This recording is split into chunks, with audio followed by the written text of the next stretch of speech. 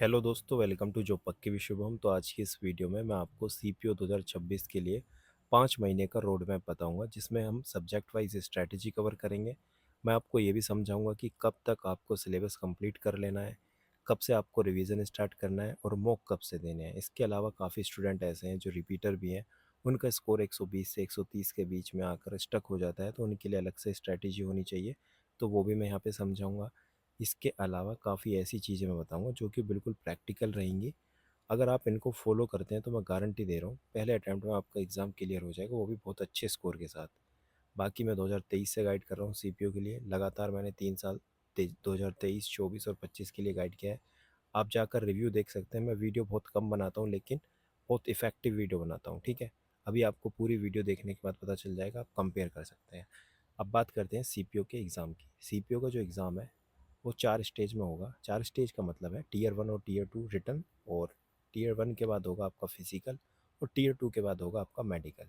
यानी सबसे पहले टीयर 1 होगा, फिर आपका फिजिकल होगा, फिर आपका टीयर 2 यानी कि इंग्लिश का पेपर होगा 200 नंबर का, फिर आपका मेडिकल होगा। मेडिकल के टाइम पे ही आपका डीवी होगा। डीवी मतलब डॉक्यूमेंट वेरिफिकेशन। टीयर 1 और टीयर 2 दोनों का स्कोर मिला के फाइनल मेरिट लगती है। सबसे ज़्यादा चैलेंज आपके लिए टीयर 1 है, क्योंकि टीयर 2 में आप ज़्यादा मार्जिन नहीं ला पाओगे। यानी टीयर 1 में जिसका ज़्यादा स्कोर रहेगा उसके ज़्यादा चांसेस हैं कि वो डीपी या सीआईएसएफ जो भी मनचाही पोस्ट चाहेगा वो उसको मिल जाएगी, सिर्फ टीयर 1 के स्कोर के हिसाब से। क्योंकि ऐसा नहीं है आप टीयर 1 में 120 लेकर आ जाओ और डीपी की कट ऑफ 320 लगेगी तो आप जाके 180 ले आओगे 200 में से, तो भी आप सिर्फ 300 ही स्कोर कवर कर पा रहे हो, 320 नहीं। यानी 200 में से 200 नहीं ला पाओगे, इसलिए आपको टीयर 1 में ही स्कोर ज़्यादा से ज़्यादा लाना है, ठीक है। अब दिक्कत क्या आती है टीयर 1 में? अभी 2024 तक क्या था, कोई भी सेक्शनल टाइमर नहीं था, लेकिन 2025 में पहली बार सेक्शनल टाइमर इंक्लूड किया है। तो इससे क्या हुआ, कट ऑफ थोड़ी डाउन भी गई है। आपने देखा भी होगा, अभी मैं दिखाऊंगा भी। नेक्स्ट पेज पे मैंने कट ऑफ ही लिए है, यहाँ पे आप कट ऑफ भी देख सकते हैं। यहाँ पे यूआर कैटेगरी की जो फीमेल की कट ऑफ है 128 है, और मेल की 119। यानी कि फ़ीमेल की ज़्यादा जाती है और मेल की कम जाती है। इतना आपको पता होना चाहिए कि भाई मेरी किस कैटेगरी में कितनी कट ऑफ जाती है। कट ऑफ का मतलब सिर्फ यही है कि इतना मिनिमम आपको स्कोर चाहिए इस एग्ज़ाम को पास करने के लिए। अब इसका मतलब ये नहीं है कि जितनी भी गर्ल्स हैं या जितनी भी फीमेल हैं वो 128 के हिसाब से तैयारी करेंगी। टारगेट सभी का 150 प्लस ही रहना चाहिए कम से कम। ऐसा नहीं कि 128 कट ऑफ गई है तो ठीक है 135 पे हो जाएगा, नहीं। 135 पे क्या पता, जरूरी नहीं है 135 ही कट ऑफ लगे। क्या पता आप 135 का टारगेट रखें तो आपका 135 ने 130 आए, और जब कट ऑफ की वीडियो बने तो आपको फिर डर लगेगा मेरा सिलेक्शन होगा नहीं होगा, फिजिकल करूँ या ना करूँ। इसलिए कट ऑफ का सिर्फ आइडिया लेना है, और हमेशा उससे 25, 30, 40 नंबर ऊपर की ही तैयारी करनी है, कम से कम है ये। बाकी अगर टॉपर बनना है तो भाई टारगेट रखना है 170, 160 क्लियर। हालांकि सेक्शनल टाइमर में दिक्कत आएगी, लेकिन पेपर पर डिपेंड करता है, अभी मैं समझाऊंगा, ठीक है। देखो, जब सेक्शनल टाइमर आया तो सबसे ज़्यादा दिक्कत आपको सिर्फ मैथ में होगी। मैथ में कैसे होगी, जैसे कि इंग्लिश है, इंग्लिश में 50 क्वेश्चन आपको 30 मिनट में करने हैं, तो मोर देन सफिशिएंट टाइम, आप आसानी से क्वेश्चन कर लोगे। सेम ऐसे ही जीके में भी कम से कम 2-3 बार आप पेपर को पूरा रीड कर लोगे और 30 मिनट में पूरे क्वेश्चन हो जाएंगे। जब सेक्शनल टाइमर नहीं था तो रीजनिंग में 50 क्वेश्चन करने में लगभग 35 मिनट लगाते थे जो भी स्टूडेंट है। अब आपको 30 मिनट मिली है तो 30 मिनट में ये भी पॉसिबल है, ऐसा नहीं कि 50 क्वेश्चन नहीं कर सकते हैं। आप प्रैक्टिस करो, डेली सेक्शनल मॉक लगाओ, आपका टाइम रिड्यूस हो जाएगा और 50 क्वेश्चन आप आसानी से 30 मिनट में कर लोगे और हो जाएगा। 50 में से 50 स्कोर आने के भी चांसेस हैं। लेकिन मैथ में अगर क्वेश्चन पेपर थोड़ा टफ आ जाता है तो 30 मिनट में 50 नंबर यानी कि 50 क्वेश्चन ठीक करना बहुत ज़्यादा डिफिकल्ट है। तो इसमें art of skipping, elimination, unit digit, काफ़ी चीज़ें ऐसी होती हैं जो आप, ऐसा नहीं कि सिर्फ क्वेश्चन का सॉल्यूशन आना ज़रूरी है, बहुत सारी प्रैक्टिस करनी होती है, ऑप्शन एलिमिनेट करने होते हैं। वो सभी चीज़ें आप प्रैक्टिस से ही सीखोगे, अभी मैं आगे बताऊंगा। तो उसके हिसाब से आप यहाँ पे 40 प्लस स्कोर आसानी से कर लेते हो। ऐसा नहीं कि 1 मिनट में एक क्वेश्चन करना है, काफ़ी क्वेश्चन आर्ट ऑफ स्कीपिंग से जल्दी जल्दी करके हो जाते हैं, यूनिट डिजिट, डिजिट सम, ठीक है, इस तरीके से। अभी मैं आगे समझाता जाऊँगा, बस वीडियो देखते रहना। 200 क्वेश्चन 200 नंबर के, 2 घंटे आपके पास टाइम होगा, नेगेटिव मार्किंग 0.25। एक सेक्शन ओपन होगा 30 मिनट के लिए, फिर बंद, फिर दूसरा ऑप्शन, दूसरा सेक्शन 30 मिनट के लिए, इस तरीके से चलता रहेगा। अब आते हैं, कट ऑफ देख लिया हमने, स्ट्रैटेजी के ऊपर। अभी मैं आपको सिलेबस भी दिखाता हूँ, कौन सा सिलेबस कहाँ से कैसे पढ़ना है। एक सेकेंड। पहले सिलेबस के बारे में बता देता हूँ। जो भी मैंने यहाँ पे लिखा है CPO 2026 के लिए, एक सेकेंड। ये मैथ का है, इधर लेफ्ट साइड अरिथमेटिक और इधर एडवांस। ये अरिथमेटिक के टॉपिक्स हैं जो भी CPO में आएंगे, और ये इधर एडवांस के टॉपिक्स हैं। और ये DI, data interpretation, basic calculation और एडवांस कैलकुलेशन। बेसिक कैलकुलेशन और एडवांस कैलकुलेशन ही आपका टाइम रिड्यूस कराएंगे। बहुत से स्टूडेंट ऐसे हैं जो इस पार्ट पे फोकस ही नहीं करेंगे और ना ही कोई आपको टीचर बताएगा, लेकिन ये इतना इंपॉर्टेंट पार्ट है कि जो सेक्शनल टाइमर आया ना 30 मिनट में 50 क्वेश्चन, वो इसी के हेल्प से होंगे। तो बेसिक कैलकुलेशन में आपको स्क्वायर आने चाहिए भाई, 1 से लेके 50 तक, 1 से लेके 30 तक क्यूब आने चाहिए, टेबल आने चाहिए। और फिर उसकी प्रैक्टिस करनी है आपको डेली। वायरल मैथ एक यूट्यूब चैनल है, डेली सिर्फ 15 से 20 मिनट आपको प्रैक्टिस करनी है 2x पे। क्लियर? जब आपका पूरा टॉपिक सिलेबस कंप्लीट हो जाएगा इधर से भी और उधर से भी, तब आपको एडवांस कैलकुलेशन की प्रैक्टिस करनी है अल्ट्रा कैलसी बाय अभिनय सर। यकीन मानो, इतना सब कुछ करने के बाद फिक्स सोर्स बता रहा हूँ मैं चाहूँ तो आपको बहुत सारे टीचर बता सकता हूँ, लेकिन मैं आपको वही चीज़ बता रहा हूँ जो आप बिना भटके सिर्फ एक डायरेक्शन में चलोगे तो आपका स्कोर 100% आएगा। ठीक है, ये तो मैंने बता दिया कैलकुलेशन का। अब बात आती है कि सिलेबस कहाँ से करना है। देखो, अगर आप सीरियस हो तो किसी भी टीचर का पेड कोर्स ले लो जिसका समझ में आए। पहली कंडीशन ये होनी चाहिए कि उसका कोर्स 150 घंटे के अंदर कंप्लीट हो जाना चाहिए। ऐसा नहीं कि इतनी लेंथी वीडियो की नंबर सिस्टम ही 30-40 क्लास में, उसको करते करते खुद ही मोटिवेशन डाउन हो गया कि यार कंप्लीट नहीं होके दे रहा। तो ऐसे काफ़ी टीचर हैं जिन्होंने बहुत कम टाइम में अपना सिलेबस कंप्लीट कराया, जैसे कि आबाज सर। ठीक है, आबाज सैनी हो गए, भूतेश सर हो गए। ठीक है, इसके अलावा काफ़ी ऐसे टीचर हैं जो थोड़ा और टाइम लेते हैं लेकिन अच्छे से समझाते हैं। अब मान के चलो आदित्य रंजन सर से आप पढ़ रहे हो, काफ़ी जो बिगिनर स्टूडेंट है वो आदित्य रंजन सर से पढ़ते हैं, लेकिन उन्हें दिक्कत आती है क्वेश्चन अटैम्प्ट करने में। ये मैंने काफ़ी दिक्कतें सुनी है। तो उस हिसाब से आपको पढ़ना है जिस जिस हिसाब से आप क्वेश्चन कर पाओ। तो किसी भी टीचर का यूट्यूब पे फ्री, ठीक है, खुद से देखो पहले फ्री क्लासेस, फिर प्रीवियस ईयर क्वेश्चन करो उस टॉपिक के, फिर आप पता लगाओ कि उस टीचर से पढ़ के मैं क्वेश्चन कर पा रहा हूँ या नहीं कर पा रहा, मेरी ट्यूनिंग मैच हो रही है या नहीं हो रही। अगर हो रही है तो आप डायरेक्ट उस टीचर से पढ़ सकते हो। अगर आपको कोई पेड कोर्स नहीं खरीदना, डायरेक्ट यूट्यूब पे फॉलो करो, चाहे भूतेश सर हों या बहुत सारे टीचर हैं, उनकी वीडियो देखना स्टार्ट करो। क्लियर? इस तरीके से आपको टॉपिक वाइज सिलेबस कंप्लीट करना है मैथ का। और करना किस तरीके से वो समझा देता हूँ। सबसे पहले तो इंग्लिश खोल दिया मैंने इधर, एक सेकंड रुको, मैथ का समझाता हूँ। मैथ में करना क्या है, topic wise concept clarity. Topic wise ना कॉन्सेप्ट सीखने हैं। जैसे कि नंबर सिस्टम आपने पढ़ा तो उसमें रिमाइंडर थ्योरम क्या है, रिमाइंडर थ्योरम के अलावा डिविजिबिलिटी रूल क्या है, किस किस का डिविजिबिलिटी रूल है, नोट्स मेकिंग करनी है। अब जैसे मान लो 2, 4, 6, 8 का आपको पता है डिविजिबिलिटी रूल क्या है, लेकिन 17 का, 19 का, 13 का आ जाता है तो आपको दिक्कत आएगी यार 13 का डिविजिबिलिटी रूल क्या, कैसे चेक करें। तो उनके आपको नोट्स बनाने हैं। पहले आपको क्या करनी है, कॉन्सेप्ट की क्लैरिटी, नोट्स बनाने हैं। नोट्स बनाने के बाद आपको फ़िल्टर प्रैक्टिस करनी है। फ़िल्टर प्रैक्टिस का मतलब ये है कि मान लो आपने किसी टीचर से पढ़ा नंबर सिस्टम और उसने नंबर सिस्टम के 300 क्वेश्चन कराए या 200। ठीक है, तो वो जो 200 क्वेश्चन है ना, उनमें आपको मार्क करना है वो बेस्ट क्वेश्चन जिनको आपको लग रहा है कि बार बार रिवाइज करना पड़ेगा। कुछ क्वेश्चन ऐसे होंगे जो आपको एक बार में समझ में आ गए, लेकिन कुछ क्वेश्चन ऐसे होंगे जिनको आपको बार बार रिवाइज करना होगा, तो उनको मार्क करते चलना। ठीक है, पहली कंडीशन ये होगी नोट्स की। दूसरी, आपने नंबर सिस्टम पढ़ लिया, अब आप क्या करेंगे, प्रीवियस ईयर क्वेश्चंस प्रैक्टिस करेंगे एमसीक्यू फॉर्मेट में। और वो करने हैं आपको T20 अप्रोच के साथ, यानी टाइमर लगा के। T20 अप्रोच मैंने आज से 2 साल 3 साल पहले ही बता दी थी और ये आज भी यूज़फुल है, जो कि आपको कहीं ना कहीं सेक्शनल टाइमर में टाइम रिड्यूस करेगी। इसको सर्च करना, T20 अप्रोच बाय जोपक्की विश्वम, बहुत ही बेहतरीन अप्रोच है और बहुत फ़ायदा करेगी आपको। तो एमसीक्यू प्रैक्टिस करनी है, कोई भी प्रीवियस ईयर बुक ले लेना पिनेकल की, सबसे पहले सीपीओ के क्वेश्चन लगाना, फिर सीएचएल के लगाना, बस मोर देन इनफ है। ऐसा नहीं कि हर एक क्वेश्चन लगाने ज़रूरी है।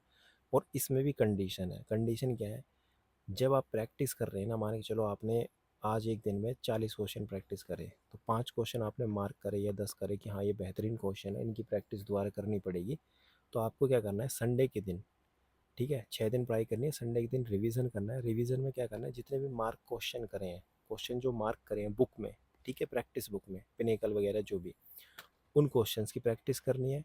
और उसी तरीके से जो नोट्स में मार्क करें क्वेश्चन, उनका रिवीजन करना है। इससे क्या होगा, कि जो आपको कोई भी टॉपिक पढ़ने में 6 दिन लगे ना, 7 दिन लगे हैं, तो उनकी वो फ़िल्टर वाली चीज़ ही पढ़ोगे जिसको आप 1 दिन में कंप्लीट कर सकते हो। अगर मार्क नहीं करोगे, फिर दोबारा से 6-7 दिन लगेंगे। ऐसे करते-करते आपको 10-12 महीने लग जाएँगे, ठीक है? तो फ़िल्टर करके पढ़ना है। इतनी बात आ गई समझ में? अब आते हैं डेली कैलकुलेशन। 15 से 20 मिनट डेली कैलकुलेशन प्रैक्टिस पे देना ही देना है। इससे एक तो आपकी एक्यूरेसी बढ़ेगी, गलती करने के चांसेस कम होंगे और स्पीड आएगी। क्योंकि किसी भी क्वेश्चन को, जैसे मान लो कोई क्वेश्चन आया, तो क्वेश्चन में 4 लाइन है, आपने क्वेश्चन समझा, रीड करा, रीड करने के बाद आपने पता लगाया कि इसमें ये कॉन्सेप्ट लगेगा। उसके बाद कम से कम जो भी आप मेथड लगा रहे हो, 30 सेकंड आपको अगर मान लो समझने में और ये सोचने में कि भाई इसमें कौन सा मेथड लगेगा, 30 सेकंड लग गए। बाकी जितना भी टाइम लगेगा, 30, 1 मिनट, 30 सेकंड या 1 मिनट, वो सिर्फ कैलकुलेशन का लगेगा। तो कैलकुलेशन रिड्यूस होगी सिर्फ कैलकुलेशन प्रैक्टिस से, ठीक है? साइक्लिक रिपीटेशन का मतलब ये है, आपको बार बार रिवीजन करना है। आप देखेंगे, आपने नंबर सिस्टम पढ़ा, फिर प्रॉफिट परसेंटेज पढ़ा, फिर प्रॉफिट लॉस पढ़ा, और जैसे ही ऐसा ही सी आई पे आए, आप पहला वाला टॉपिक के क्वेश्चंस भूलने स्टार्ट करेंगे, ठीक है? आप जब नंबर सिस्टम पढ़ रहे थे तब आप उसके हर एक लेवल के क्वेश्चन लगा रहे, मतलब लगा पा रहे थे। लेकिन जैसे ही एस आई सी आई पे आए तो उसके बेसिक क्वेश्चन भी आपसे गलत होने लगे, यानी भूलने लगे। तो इसलिए साइक्लिक रिपीटेशन करना है, यानी कि बार बार रिवीजन करते रहना जो टॉपिक आपको लगे कमज़ोर है। इसके अलावा एक मेथड है मिक्स रिवीजन का। जब मान के चलो आपके 5 टॉपिक कवर हो गए, ठीक है, छठा टॉपिक चल रहा है एवरेज, तो 5 जो टॉपिक हो गए ना, उन पाँचों के 5-5, ये 10-10 क्वेश्चन लेने हैं आज, यानी संडे को आपको क्या करना है, 10 क्वेश्चन इसके, 10 इसके, 10 इसके, और 10 एसआई के, 10 रेशियो के, इस तरीके से 50 क्वेश्चन लेने हैं। तो इनकी पैरेलल में सभी की आपकी प्रैक्टिस हो जाएगी, एक मॉक फॉर्मेट भी हो जाएगा, और जितने भी टॉपिक आपने अभी तक पढ़े हैं उनकी प्रैक्टिस हो जाएगी। ये भी पता चलेगा कि इसमें कौन सा टाइप वीक है, ठीक है? ये जो भी चीज़ बात बता रहा हूँ मैं, टॉपर स्ट्रैटेजी बता रहा हूँ, ये आपको करनी है। जब आपका 70% सिलेबस कंप्लीट हो जाएगा, तब आपको सेक्शनल मॉक देने मैथ के। इतना काम करना है। ये काम कितने दिन में हो जाएगा वो बताता हूँ। 4 महीने लगेंगे आपको मैथ का सिलेबस कंप्लीट करने में, कम से कम, ठीक है? 4 महीने मैथ का सिलेबस कंप्लीट करने में लगेंगे, और साथ के साथ रिवीजन चलता रहेगा, और लास्ट का 1 महीना जिसमें आप अच्छे से रिवीजन कर पाएंगे। बाकी 3 महीने या ढाई महीने बाद ही आप अपना सेक्शनल मॉक स्टार्ट कर सकते हैं। क्लियर? अब आते हैं इंग्लिश पर। अभी मैं आपको बहुत बेहतरीन चीज़ भी समझाऊंगा, बहुत काम आएगी। इंग्लिश में देखो क्या होगा, इंग्लिश में ग्रामर और वोकैब और रीडिंग कॉम्प्रिहेंशन 3 पार्ट होंगे। ग्रामर का इतना वेटेज नहीं है जितना वोकैब और रीडिंग कॉम्प्रिहेंशन का है, लेकिन सबसे ज़्यादा लोगों को दिक्कत आएगी ग्रामर में, ठीक है? उनको लगता है बस ग्रामर ही सब कुछ है। जब ग्रामर पढ़ लेते हैं, फिर लास्ट में उन्हें पता चलता है यार सबसे ज़्यादा हार्ड तो मुझे रीडिंग कॉम्प्रिहेंशन पड़ रहा है, P Q R S, passage, ये सब तो बाद में समझ में आती है। तो ग्रामर का टारगेट रखना है कि 1.5 से 2 महीने में ग्रामर कंप्लीट कर देनी है। कहाँ से करनी है अभी समझाता हूँ, एक सेकेंड। ये ग्रामर के टॉपिक्स हैं। कुछ टॉपिक नए ऐड हुए हैं, जैसे कि ये phrase and close, types of sentence, ये एडीक्यूटी ने नहीं पूछे हैं। तो आपको ये दोनों टॉपिक भी पढ़ के जाने हैं रानी मैम या अमन वसीम सर से। इसके अलावा वॉइस और नरेशन के जो क्वेश्चन थे अब तक बहुत ईजी आते थे 2024 तक, ठीक है? बहुत ईजी का मतलब है नॉर्मल आते थे। लेकिन इस बार बहुत टफ क्वेश्चन पूछे गए हैं जिसमें गलती होने के बहुत ज़्यादा चांसेस हैं, ऑप्शन बहुत ज़्यादा क्लोज रहते हैं। तो एक क्यू इंक करके यूट्यूब चैनल है, वहाँ से आपको प्रैक्टिस करनी है वॉइस और नरेशन की। पहले बेसिक आप अपने टीचर से पढ़ सकते हैं, रानी मैम, अमन वशिष्ठ, तरुण ग्रोवर, ये जो भी टीचर आप फॉलो अप करना चाहते हैं, गोपाल वर्मा, नीतू मैम, कोई भी टीचर, या संजीव ठाकुर, बहुत सारे टीचर हैं, मैं नाम नहीं लिख रहा यहाँ पे, लेकिन बहुत सारे टीचर है, किसी एक को सेलेक्ट करो। संजीव ठाकुर सर से भी पढ़ सकते हैं, बहुत बढ़िया पढ़ाते हैं वो। तो इन सभी टीचर्स में से किसी एक को सेलेक्ट करके पहले टॉपिक पढ़ो पूरा। टॉपिक पढ़ने के बाद जो प्रैक्टिस यहाँ पे लिखी है मैंने, क्यू इंग या ये सब, वो आपको जरूर करनी है अलग से। वोकेबलरी के लिए बहुत सारे मेथड हैं। एक तो होता है रट्टा, कि डायरेक्ट आप रट्टा कर रहे हो, सुबह उठ के डेली 50-50 याद कर रहे हो।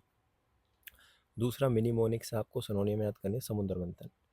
या आपको लग रहा है कि यूट्यूब चैनल है देसी पढ़ाकू, जिसने ब्लैक बुक को बहुत अच्छे से ट्रिक से याद कराया है, तो उसको भी फॉलो कर सकते हैं, ठीक है? देसी पढ़ाकू। वन वर्ड सब्स्टिट्यूशन और ईडियम फ्रेज, ये आपको ब्लैक बुक से करने हैं। समुद्र मंथन से सिनोनियम करने हैं। एंटोनियम्स कहीं से नहीं करने, इनकी डायरेक्ट एमसीक्यू प्रैक्टिस करनी है, जो भी आपके पास बुक है, पिनेकल वगैरह। क्लियर? होमोनियम्स, स्पेलिंग और फ्रेज, जब ये सब कुछ हो जाएगा विथ रिवीजन, बहुत परफेक्ट रिवीजन के साथ, तब इन तीनों पे आना है, उससे पहले नहीं। और इन तीनों को कहाँ से करना है, रानी मैम, या जो भी पीडीएफ है। पीडीएफ कहाँ से मिलेंगी, जैसे कि दा पुंडित चैनल हो गया, उसमें जैसे कि 2025 की जो भी स्पेलिंग है, रानी मैम भी डालते हैं अपनी वीडियो में, तो वहाँ से करनी है। अपडेट वर्जन आपके पास अगर पुरानी बुक है 2024 की, तो 25 की पीडीएफ आप डाउनलोड करके कर सकते हैं। तीसरा आता है रीडिंग कॉम्प्रिहेंसन। रीडिंग कॉम्प्रिहेंसन और वोकेबलरी, अगर अभी से इन पर फोकस करोगे ना तो आपको मेंस में दिक्कत नहीं आएगी। नहीं तो रीडिंग कॉम्प्रिहेंशन को 6-6 महीने लग जाते हैं सुधारने में। तो अभी से ये हैबिट बना लो कि डेली आपको रीड करना ही करना है। रीड कहाँ से करना है? या तो एक चैनल है इंग्लिश माध्यम, टेलीग्राम चैनल, ठीक है, इंग्लिश माध्यम, इसकी मैंने वीडियो बनाई हुई है। डायरेक्ट आप यूट्यूब पे सर्च करोगे ना इंग्लिश माध्यम, सबसे टॉप पे मेरी ही वीडियो दिखेगी आपको। तो इंग्लिश माध्यम से भी आप रीडिंग कॉम्प्रिहेंशन सुधार सकते हो। दूसरा तरीका है, निमिषा बंसल मैम भी एडिटोरियल कराती हैं डेली, तो बहुत अच्छे से एक्सप्लेन करते हैं, तो वहाँ से भी आप सीख सकते हो, जो आपको मेथड सही लगे, लेकिन करना ज़रूर है। जब ये सब कंप्लीट हो जाएगा, रीडिंग कॉम्प्रिहेंशन वगैरह, मतलब एक अंडरस्टैंडिंग डेवलप हो जाएगी, तो उसी के साथ आपको पैसेज, क्लोज टेस्ट और PQRS भी प्रैक्टिस करनी है। जैसे कि 2 पैसेज, 10 क्लोज टेस्ट और 10 PQRS, ये आपको पता चल जाएगा धीरे धीरे। ये आपको रानी मैम या निमिषा बंसल मैम कहीं से भी स्टार्ट कर सकते हैं। इसके अलावा अभी एडिक्यूटी में फिगर ऑफ स्पीच, यानी कि सिमली, मेटाफर, एलिट्रेशन, इस तरीके से काफ़ी चीज़ें ऐड हुई हैं, तो वो भी आपको पढ़नी है। अनुप्रास अलंकार हिंदी में कहते हैं ना। और टाइटल, टोन और थीम, इनमें भी क्वेश्चन गलत हो जाते हैं, तो ये भी आपको दोनों चीज़ें आपको कहाँ से पढ़नी है? रानी मैम और निमिषा बंसल से। क्लियर? चलो, इतनी बात समझ में आ गई। अब बात करते हैं कि करने कैसे हैं। करने का तरीका ये है कि ग्रामर टॉपिक वाइज सबसे पहले अपना सिलेबस कंप्लीट करना है। टॉपिक मैंने बता दिए, कहाँ से करना है ये भी बता दिया। करने का तरीका होगा शॉर्ट नोट्स बनाने हैं, जितना ज़्यादा शॉर्ट हो सकता है, ठीक है। Multiple revision with practice. Practice का मतलब है जिस टीचर से पढ़ रहे हो वो MCQ प्रैक्टिस कराएगा, ठीक है। एक टीचर का नाम नहीं लिखा मैंने वहाँ पे, प्रशांत सोलंकी सर, तो वो भी बढ़िया पढ़ाते हैं, उनकी प्रैक्टिस सीट भी बहुत होती है, बहुत ज़्यादा क्वेश्चन प्रैक्टिस कराते हैं, तो कहीं से भी कर सकते हो आप, ठीक है।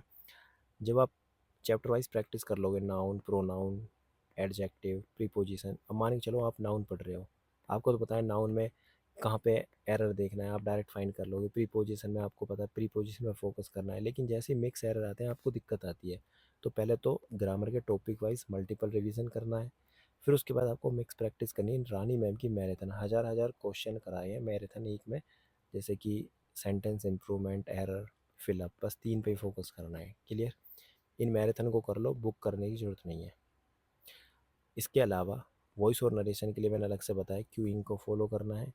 अब बात करते हैं वो कैब की। डेली वो कैब भी याद करनी है आपको, 20, 30, 40, 50, अपने हिसाब से लेवल इंक्रीज़ करते रहना। सबसे पहले आपको वन वर्ड सब्स्टिट्यूशन याद करने हैं। जब वन वर्ड सब्स्टिट्यूशन याद हो जाएंगे, फिर ईडियम्स याद करने हैं। जब ये दोनों याद हो जाएंगे, तब आपको सिर्फ सिनोनियम याद करने हैं और साथ के साथ इन दोनों का रिवीजन करना है। और तरीका ये होना चाहिए कि आज आप एक दिन में 50 वन वर्ड सब्स्टिट्यूशन पढ़ रहे हो ना, तो उसको मार्क करना है जो आपको लग रहा है कि जिसका रिवीजन आपको बार बार करना पड़ेगा। इस तरीके से फ़िल्टर करते रहेंगे। मान लो 1500 वन वर्ड सब्स्टिट्यूशन आपने याद करे, एग्ज़ाम से पहले सिर्फ आप 200-300 ही वन वर्ड सब्स्टिट्यूशन याद करेंगे, क्योंकि बाकी तो आप याद कर चुके होंगे मल्टीपल रिवीजन से। ये 200 से 300 वो वन वर्ड सब्स्टिट्यूशन होंगे जो आपने मार्क किए हैं, जो आप बार बार भूलते हैं। जितना ज़्यादा आप मार्क करके पढ़ेंगे, मल्टीपल रिवीजन करेंगे, उतना कम डाटा बचेगा और एग्ज़ाम से पहले उतना प्रेशर कम लगेगा आपको, क्योंकि आप एक झटके में पूरा रिवीजन कर लोगे। अदरवाइज़ आपको लगेगा कि 1500 के 1500 फिर दोबारा, ये मतलब 10-10 दिन लगेंगे, तो दिक्कत आती है बाद में, ठीक है। इस चीज़ को अभी समझ लेना, लास्ट में ये दिक्कत आएगी। साइनो हो गए, ये तीनों हो गए। जब ये तीनों हो जाएंगे तब आपको आना है फ्रेजल वर्ब और स्पेलिंग और होमोनियम्स पर, ठीक है। ये साथ के साथ पैरेलल चलाते रहना जैसे ये चलाए थे, ठीक है। रीडिंग डेली, ये आपके रूटीन में होना चाहिए, चाहे सुबह या रात को सोने से पहले आपको डेली रीड करना है इंग्लिश माध्यम या निमिषा बंसल मैम से। ये यूट्यूब पे पढ़ाती हैं, और इंग्लिश माध्यम ये आपको खुद से PDF पढ़नी है। बाकी हालांकि ये भी अब वीडियो बनाने लगे हैं। जब ये सब चीज़ें कंप्लीट हो जाएंगी तब आपको आना है सेक्शनल मॉक पे। सेक्शनल मॉक मैंने मैथ का बताया था कि 70% सिलेबस कंप्लीट होने के बाद आना है, लेकिन इंग्लिश में क्या है, सिर्फ ग्रामर का ही सिलेबस कंप्लीट करना होता है। वो क्या आपकी टिल एग्ज़ाम चलती रहती है, आपको याद करते ही रहना है, करते ही रहना है। रीडिंग डेली ये भी चलती रहेगी। तो ग्रामर का जैसे ही 1.5 से 2 महीने बाद सिलेबस कंप्लीट हो जाता है विथ मिक्स प्रैक्टिस, आपको तुरंत क्या आना है, टेक्स्ट बुक पे सेक्शनल मॉक लगाना है डेली, 1 या 2। पहले एक एक लगाओ, फिर दो दो, ठीक है। तो इतना काम करना है। इसके अलावा मैं आपको टेक्स्ट बुक के बारे में समझा देता हूँ, थोड़ा सा टाइम लूँगा। टेक्स्ट बुक पे देखो, अभी एक ग्रांड पास चला है, ठीक है, ग्रांड सेल है, जिसमें कि 28 से लेके 30 अप्रैल तक आपको जो भी कूपन है वो 439 में मिल जाएगा, अगर आप कूपन कोड लगाएंगे JPS। सबसे बेहतरीन बात ये है, पहले हम क्या करते थे, जैसे मानो मैं CGL की तैयारी कर रहा हूँ, अब मेरा मन करा यार NTPC या UPSC CAPF भी देना है, तो UPSC CAPF का ना टेस्ट नहीं खुलते थे। अब क्या इन्होंने एक पास में सारे एग्ज़ाम अलाउ कर दिए, ठीक है। जैसे ये पास प्रो मैक्स आपने देखा होगा कि मैंने मान लो पास प्रो मैक्स ले रखा है, जिसके पास पास एलाइट है वही यूपीएससी के एग्ज़ाम खोल पाएगा। लेकिन अब एक ही पास से आप हर एक एग्ज़ाम में अपीयर हो सकते हैं, यानी उसके मॉक लगा सकते हैं। और ऐसा होता भी है, आप किसी भी एक एग्ज़ाम की तैयारी कर रहे हैं, साथ में आपको लग रहा है कि यार यूपी का कोई एग्ज़ाम आ गया वो भी मॉक देने हैं, या रेलवे का आ गया उसके भी मॉक देने हैं, तो यहाँ पे एक पास में आप दे सकते हैं। इसके अलावा कोई भी एक्स्ट्रा चार्जेस नहीं है, कोई भी प्लेटफॉर्म फ़ीस नहीं है। और आपको अगर ये लग रहा है ना कि भाई मैंने तो पास पहले से ही ख़रीद रखा है, तो आप ऐप को अपडेट कर लो, आपको ऑलरेडी ये सब कुछ फ़ीचर मिल जाएंगे। आपका अगर कोई दोस्त है वो अगर इस पास को लेना चाहता है तो वो कूपन कोड यूज़ कर सकता है, JPS, ठीक है। तो ये सभी चीज़ें आपको मिलेंगी इसमें, mock test, previous year paper, study notes, हर एक चीज़ मिलेगी, क्लियर। अब देखो, जब हम पूरा सिलेबस कंप्लीट कर चुके, ठीक है, रानी मैम से प्रैक्टिस कर चुके, या एक सेकेंड, रानी मैम से प्रैक्टिस कर चुके, पूरा हर एक चीज़ कर चुके, लेकिन अब बात आती है सेक्शनल मॉक की। सेक्शनल मॉक में भी भाई क्वेश्चन ऐसे आएंगे जो हमसे नहीं हुए, क्या उनके भी नोट्स बनाने हैं? अब यहाँ पे ये डाउट आएगा, है ना। चाहे मैथ हो, मैथ के भी क्वेश्चन लिखने हैं, मैं वो भी डाउट क्लियर करता हूँ आपका।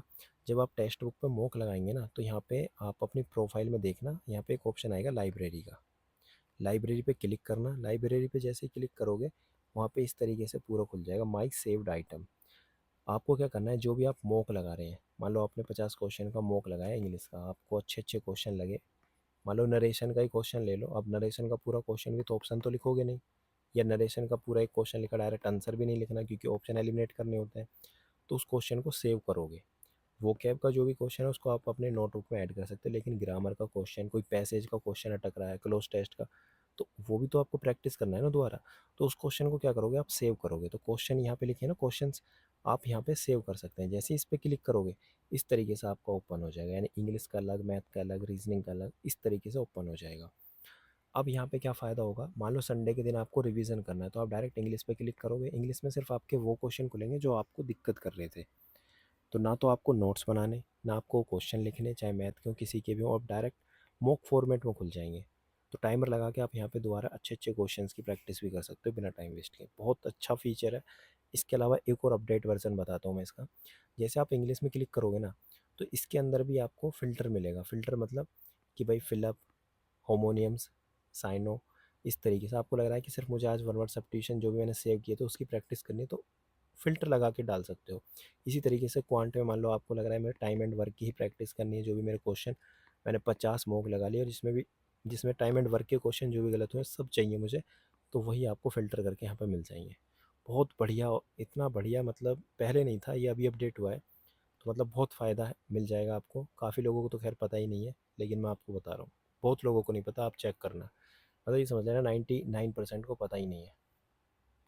अब आते हैं हम जीके। देखो जीके में क्या करना है, जीके का ये सिलेबस है। पॉलिटी, हिस्ट्री, हिस्ट्री में आपके 3 टॉपिक हैं, geography, economics, physics, chemistry, bio, environment and ecology. ये आपको परमार एसएससी से पढ़ना है, और किसी को फॉलो मत करो, बस परमार एसएससी।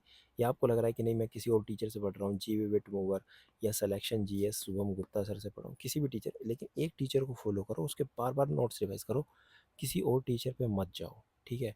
बार बार रिवीजन करो, रिवीजन करने के बाद प्रीवियस ईयर क्वेश्चन प्रैक्टिस करने हैं। ये है स्टैटिक जीके के टॉपिक। स्टैटिक जीके में आप इन 4 टॉपिक के लिए नवीन सर को फॉलो कर सकते हैं। पॉपुलेशन और सेंसस के लिए सिंपली क्रैक। बाकी ये जो टॉपिक्स हैं 4, इनके लिए भी नवीन सर।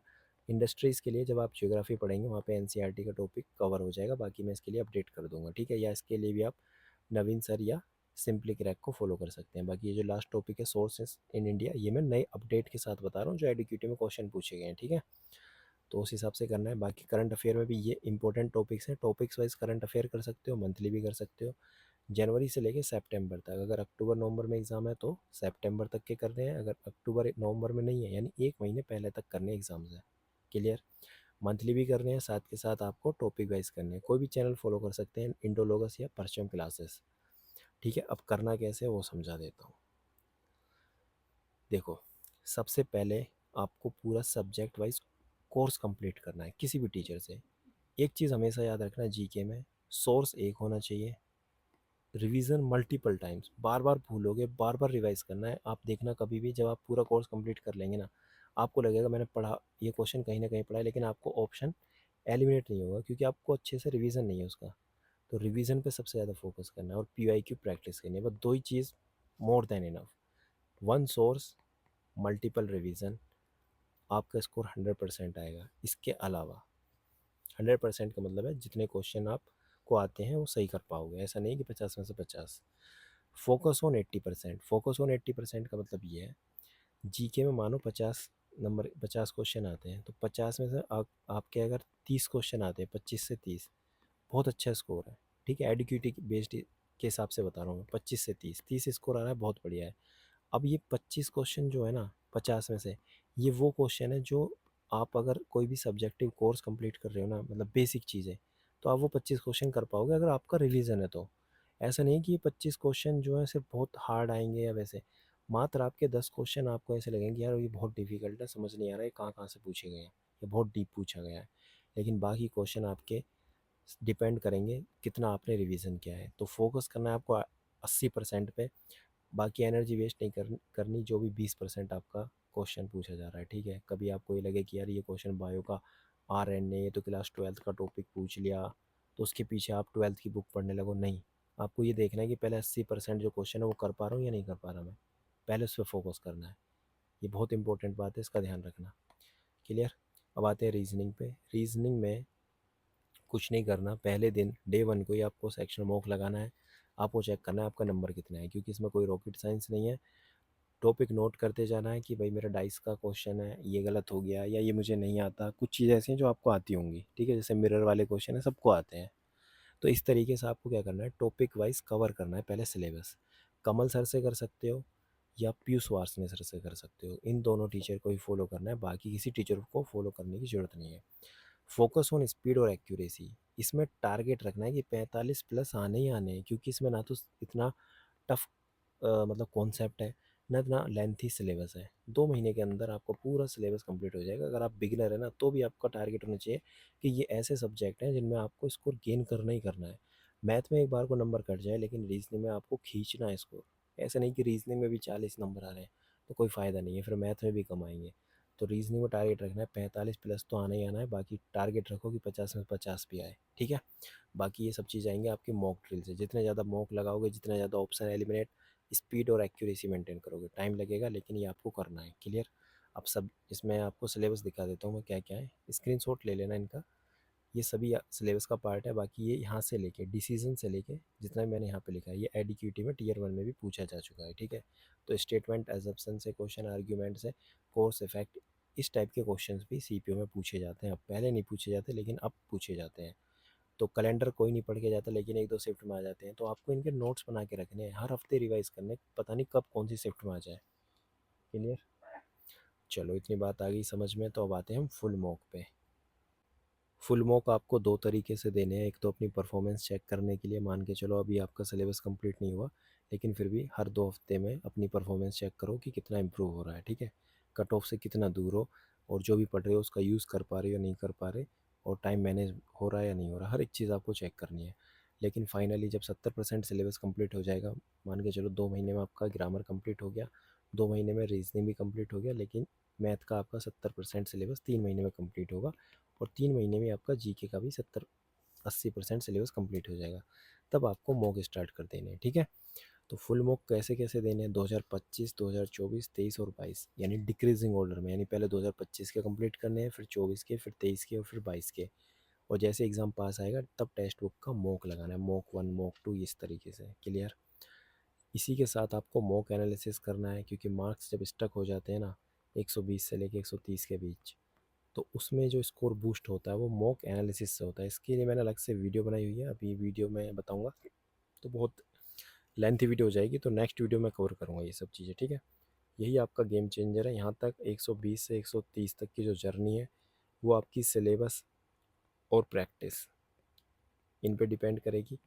130 से 50 ये आपकी प्रैक्टिस के साथ साथ accuracy, option elimination, art of skipping, कितने मॉक लगाए हैं, कितना एनालिसिस किया है, इस पर डिपेंड करेगा।